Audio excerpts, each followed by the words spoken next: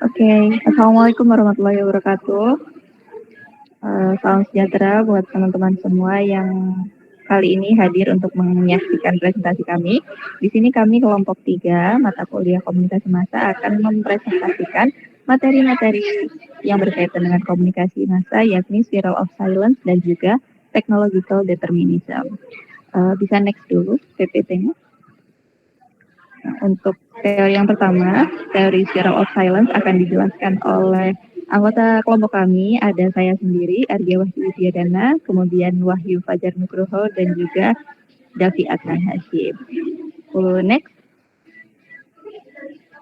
Untuk sejarahnya akan dijelaskan oleh Adnan, silahkan.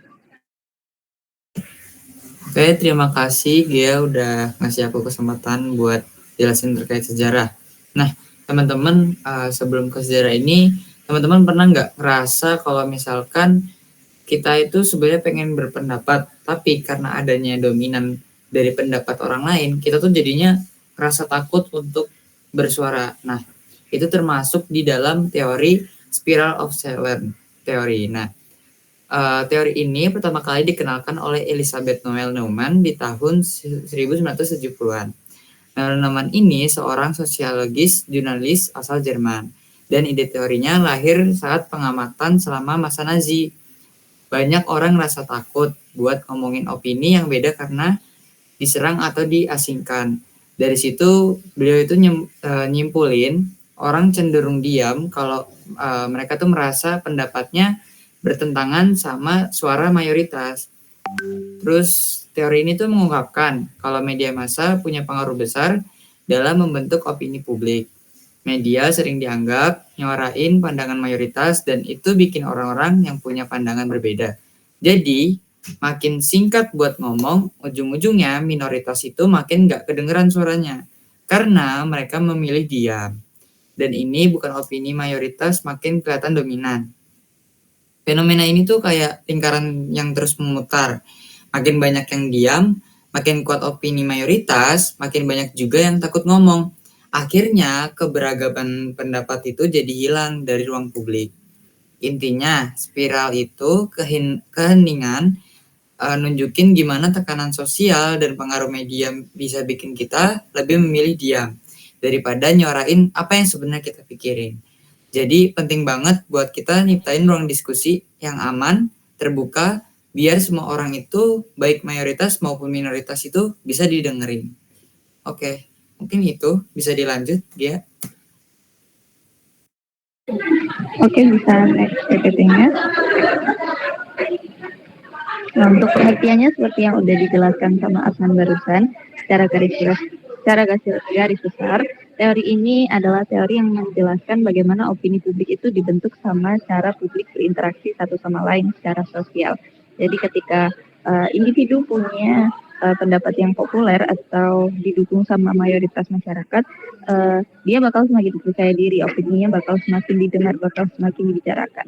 Sebaliknya, orang yang punya opini yang tidak populer, yang berbeda dari opini orang kebanyakan yang melawan arus, akan semakin teredam atau tidak terdengar karena takut akan isolasi sosial yang dilakukan oleh orang-orang mayoritas dan juga takut salah sehingga memilih untuk diam. Jadi yang pendapatnya populer semakin populer, yang tidak populer semakin teredam atau tidak terdengar. Seperti itu. Next.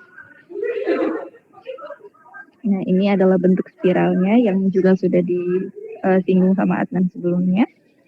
Oke, next.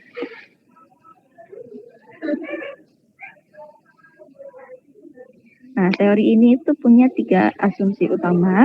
Yang pertama adalah masyarakat memiliki kuasa terhadap kelompok minoritas melalui ancaman isolasi.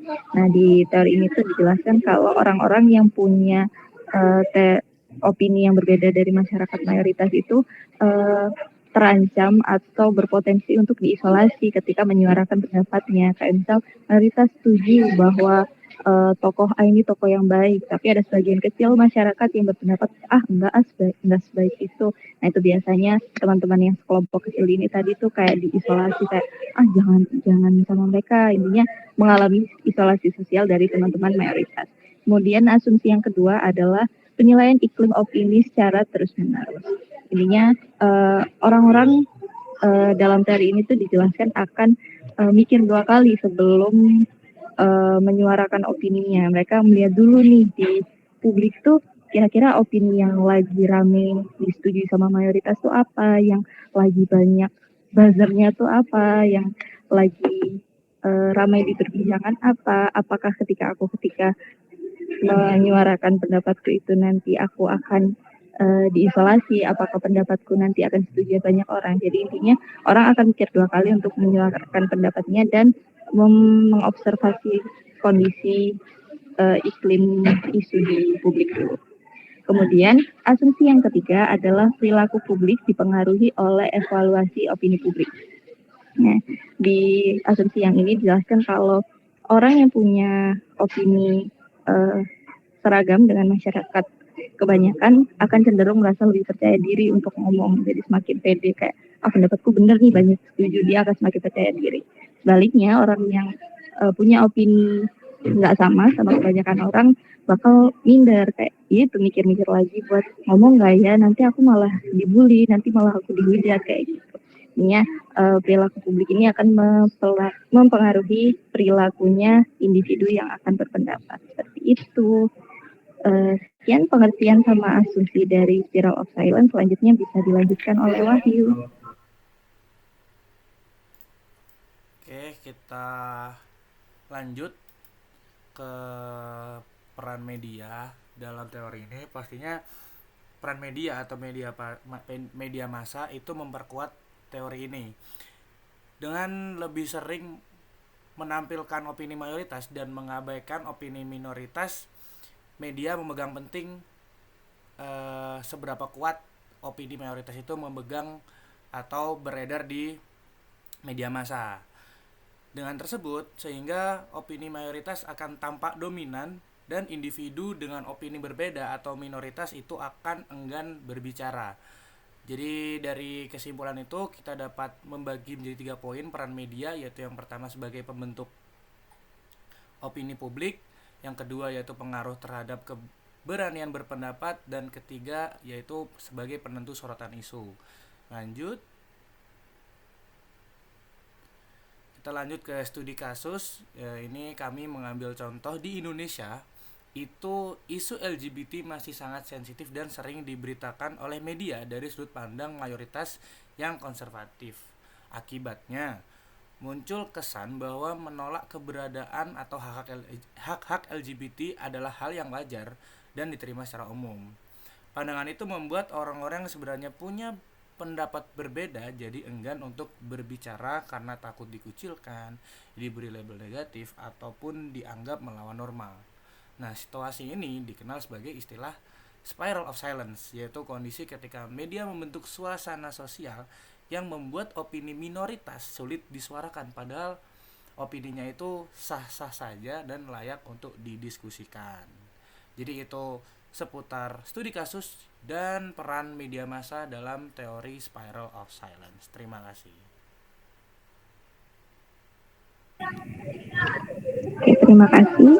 Bisa dilanjutkan sama teman-teman dari Technological Determinism. Oke, terima kasih. Selanjutnya kita bakal ngupas tuntas tentang teori yang kedua, yaitu Technological Determinism.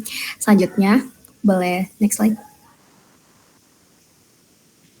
Teori ini akan dijelaskan oleh kelompok kami yang beranggotakan. Yang pertama ada Irfananda Baskarayuda, yang kedua ada saya Rahmatika Putri, yang ketiga ada Novita Dewi dan Razani Raufadin. Next slide, Novi. Oke. Konsep tentang technological determinism. Gampangnya, jadi yang ngebentuk masyarakat, budaya, dan cara manusia berpikir dan berperilaku adalah teknologi. Teknologi adalah kekuatan utama itu.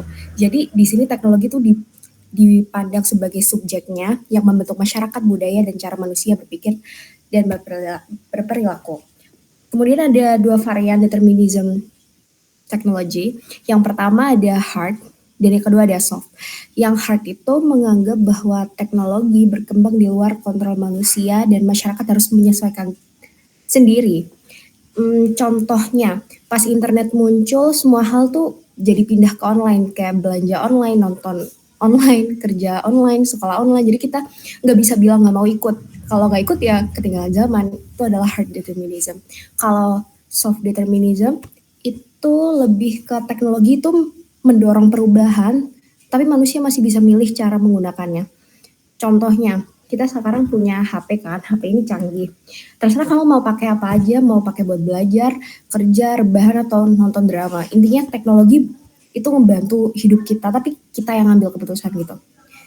Kemudian ada juga kritik dari determinism teknologi ini. Yang pertama, teori ini tuh mengabaikan faktor sosial, ekonomi, dan politik.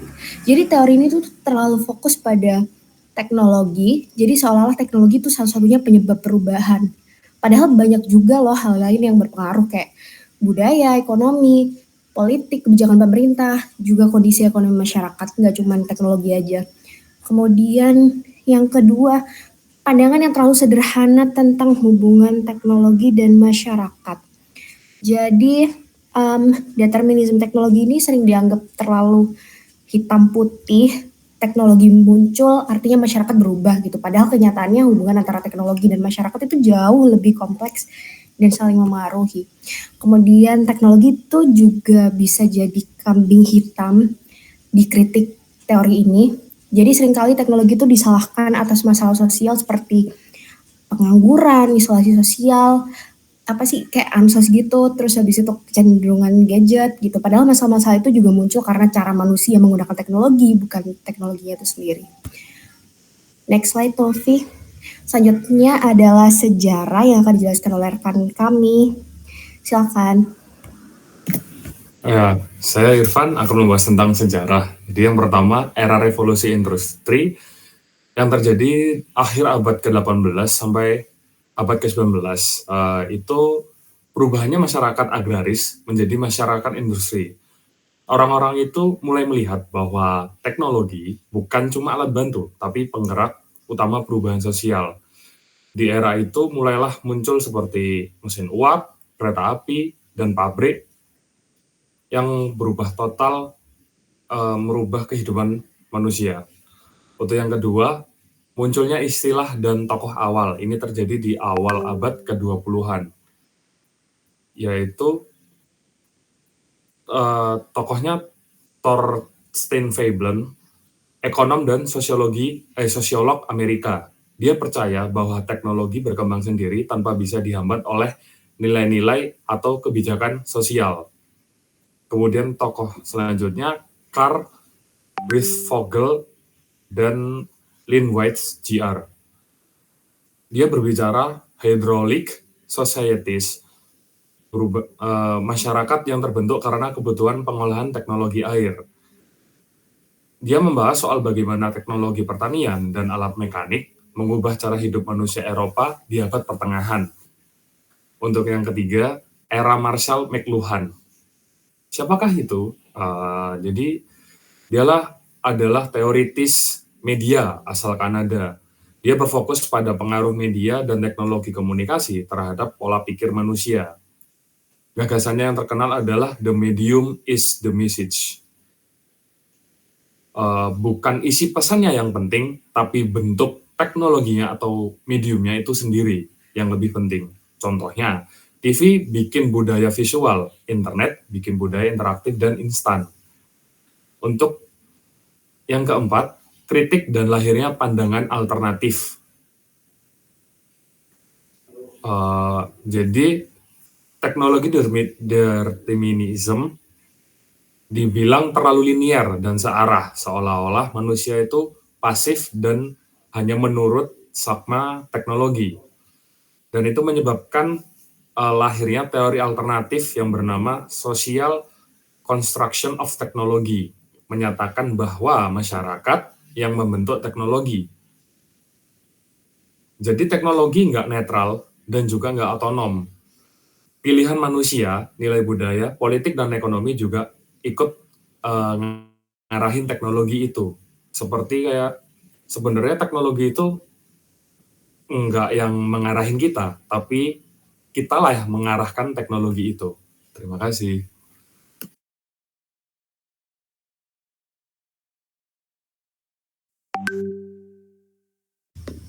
Oke, terima kasih Irfan. Selanjutnya mungkin bisa dilanjut oleh Novita Dewi. Oke, tadi udah disinggung sedikit tentang teori technological determinism dari menurut Emil McLuhan. Di sini aku akan jelasin teori technological determinism menurut McLuhan. Teori ini pertama kali diusulkan oleh sosiolog Thorstein Veblen yang kemudian dikembangkan oleh McLuhan. Di mana menurut McLuhan ini, melalui karyanya The Gutenberg Galaxy, mengusulkan bahwa media dan teknologi membentuk cara berpikir dan bertindak manusia. Di sini juga ada 4 inti dari technological determinism menurut McLuhan. Yang pertama adalah the medium is the message. Maksudnya adalah ini merupakan salah satu kutipan paling terkenal dari McLuhan. Ia berpendapat bahwa cara atau bentuk media medium lebih mempengaruhi masyarakat dibandingkan dengan isi pesan yang disampaikan. Contohnya, televisi sebagai medium mempunyai dampak sosial dan budaya lebih besar daripada isi acara yang ditontonnya. Yang kedua adalah media sebagai eksistensi manusia. McLuhan melihat media dan teknologi sebagai perpanjangan dari indera dan tubuh manusia. Contohnya, roda adalah eksistensi dari kaki, kamera adalah eksistensi dari mata. Yang ketiga adalah media membentuk cara berpikir dan berperilaku. Menurut McLuhan, tipe media yang dominan dalam suatu era akan mempengaruhi struktur kognitif dan pola interaksi sosial. Misalnya adalah di era lisan, masyarakat lebih berpikir secara naratif dan kolektif. Di era cetak, masyarakat mungkin berpikir menjadi linear dan logis. Begitu. Yang keempat adalah efek jangka panjang dari media. Menurut McLuhan, perubahan teknologi media mengarah pada pergeseran besar dalam struktur sosial dan kesadaran manusia itu sendiri Jadi, itu dari pandangan McLuhan terhadap technological determinism theory adalah teknologi bukan hanya mempengaruhi tapi membentuk dan menentukan arah perkembangan secara budaya dan psikologisnya. Terima kasih. Terima kasih Novi. Mungkin boleh next slide. Oke. Selanjutnya akan dilanjut oleh Razani. Baik, terima kasih Raha. Oke, untuk studi kasus yang ini itu lebih fokus kepada media konvensional. Jadi studi kasus sekarang yaitu pengaruh perkembangan teknologi dalam media konvensional. Jadi yang pertama itu terdapat studi kasus pada tahun 1962 di mana Indonesia mengenal media televisi dengan berdirinya TVRI. Dan juga untuk studi kasus yang kedua itu mengenai penggunaan internet di awal tahun 2000-an. Nah, pada tahun 1962 ini kan pertama kali munculnya channel TVRI. Jadi para masyarakat Indonesia yang pada saat itu juga belum punya terlalu banyak televisi di setiap rumah gitu. Jadi terfokus pandangannya kepada informasi yang disampaikan pada televisi ini. Berbeda dengan saat penggunaan internet pertama kali. Orang-orang sudah mulai berpikiran lebih luas karena channel TV yang disajikan juga lebih banyak. Begitu juga dengan internet yang tahun awal 2000-an itu di mana orang-orang itu berpikirannya hanya untuk internet yang terjangkau saja. Sedangkan kalau internet yang sekarang, pada zaman sekarang itu lebih luas isinya dan juga lebih beragam.